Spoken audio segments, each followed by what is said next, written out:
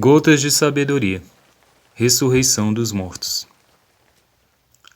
O primeiro e mais importante ponto em relação à ressurreição, a meu ver, é ter a certeza de que Jesus ressuscitou. Se alguém não crer nisso, não faz o mínimo sentido se dizer cristão, pois essa é uma das principais bases da nossa fé. O apóstolo Paulo teve um debate com alguns que não criam na ressurreição.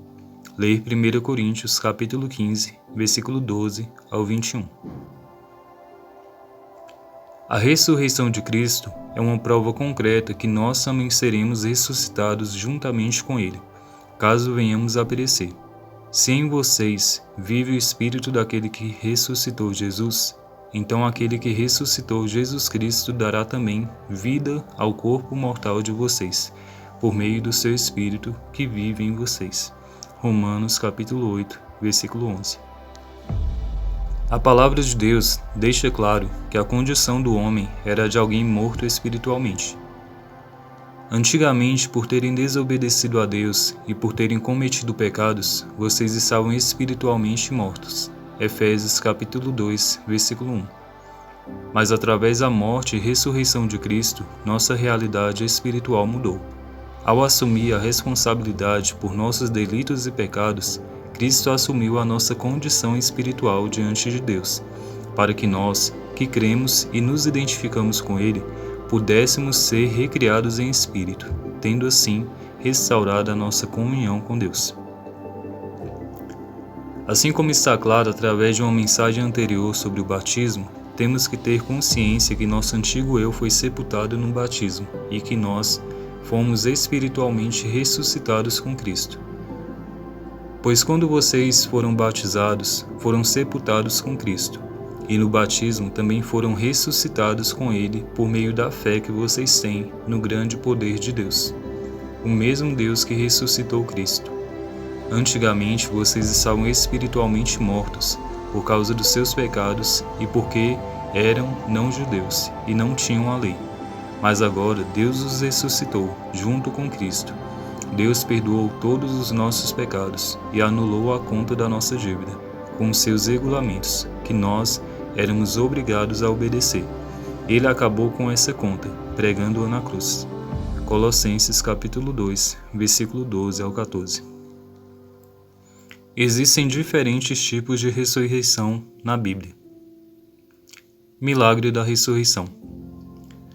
Quando Jesus ressuscitou Lázaro dentre os mortos, houve um milagre da ressurreição, mas aquela ressurreição foi apenas fisicamente. Após isso, Lázaro voltou a morrer. Marta, sua irmã, cria claramente que haverá uma ressurreição final, pois disse a Jesus: "Eu sei que ele vai ressuscitar no último dia." João capítulo 11, versículo 24. Primeira ressurreição para a vida. Os que morreram em Cristo ressuscitarão, e os que estiverem vivos terão seus corpos transformados. Acontecerá num instante, num piscar de olhos, ao som da última trombeta. Pois quando a última trombeta soar, aqueles que morreram ressuscitarão, a fim de viver para sempre. E nós, que estivermos vivos, também seremos transformados. 1 Coríntios, capítulo 15, versículo 52. Felizes e santos são aqueles que participam da primeira ressurreição. A segunda morte não tem poder algum sobre eles, pois serão sacerdotes de Deus e de Cristo, e reinarão com ele por 1000 anos.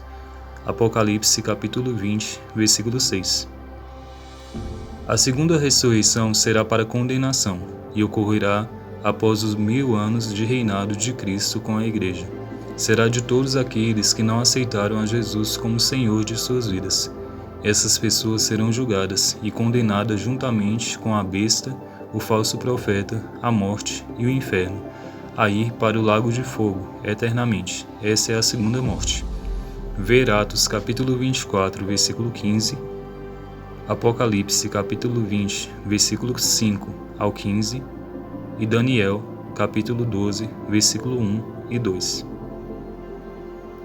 Segunda ressurreição para a condenação. Não fiquem tão surpresos, na verdade.